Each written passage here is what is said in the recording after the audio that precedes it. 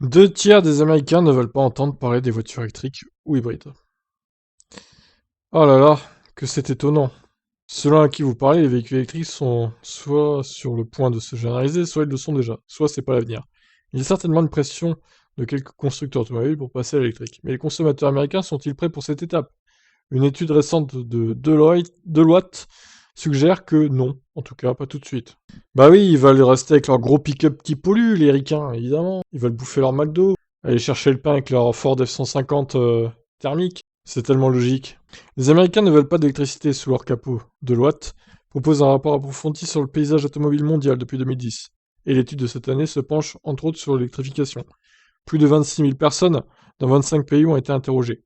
Aux États-Unis, les acheteurs de voitures neuves veulent majoritairement des modèles thermiques. 69% des personnes interrogées ont déclaré vouloir un moteur à essence ou diesel, sans aucune électrification dans leur prochaine nouvelle voiture.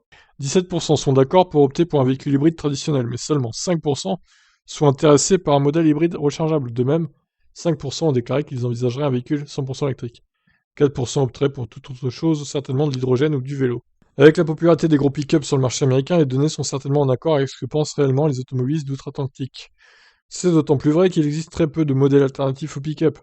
Pas d'hybride ou d'électrique, le F-150 Lightning ou le Chevrolet Silverado EV n'étant pas encore dispo à la commande. Alors pour le F-150 à la précommande, hein, si du coup, mais du coup ils sont dépassés Ford par la demande en fait. Mais les acheteurs américains ne sont pas les seuls à privilégier une voiture à combustion classique dans un avenir proche. L'enquête répertorie l'Asie du Sud-Est comme étant à 66% favorable à l'achat d'un véhicule d'essence ou diesel. L'Inde et la Chine affichent 58%. Eh ben, mon Dieu. Alors, c'est pas fini, parce qu'il y a l'Allemagne aussi, qui évolue dans l'autre sens. 49% des interrogés ne seraient pas encore prêts à passer à un modèle électrifié, suivi du Japon où seulement 39% le refusent. La Corée du Sud est la région la plus favorable, avec seulement 37% d'entre eux choisissant la combustion interne. Ouais, bah les Coréens, ils sont en avance là-dessus aussi, ils ont des bornes très rapides, ils ont deux constructeurs qui sont à fond sur l'électrique, Hyundai et Kia, et bientôt Sangyong, donc voilà, c'est bien les Coréens. L'enquête identifie les problèmes liés à l'autonomie et au réseau de recharge comme les principales raisons pour lesquelles les acheteurs se détournent des modèles électrifiés.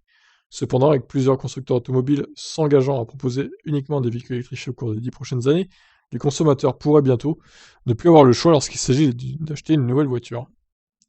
Encore une fois, voilà, c'est même les longs trajets, c'est faisable en voiture électrique. La preuve, avec mes trajets que j'ai fait la semaine dernière, vous avez bien vu, mais j'ai pas une Tesla, mais j'ai quand même réussi à faire presque 600 bornes hein, avec le Kona en me rechargeant qu'une fois. Donc bon, certes, j'ai perdu quoi, allez, j'ai peut-être perdu 1 heure et demie par rapport à une thermique, grosso modo.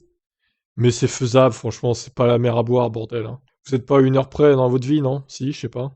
Surtout que j'ai rien payé au final, en plus. 1200 kilomètres, ça m'aurait fait payer presque 100 balles d'essence, hein. Un petit peu moins, si j'avais une voiture qui consomme pas trop, peut-être 80.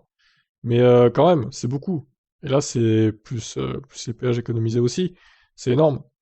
Donc franchement, pourquoi vous hésitez encore, ceux qui veulent pas passer à l'électrique, là? Réfléchissez un peu. Merde. Voilà, c'était le coup de gueule du jour. Allez, ciao, ciao.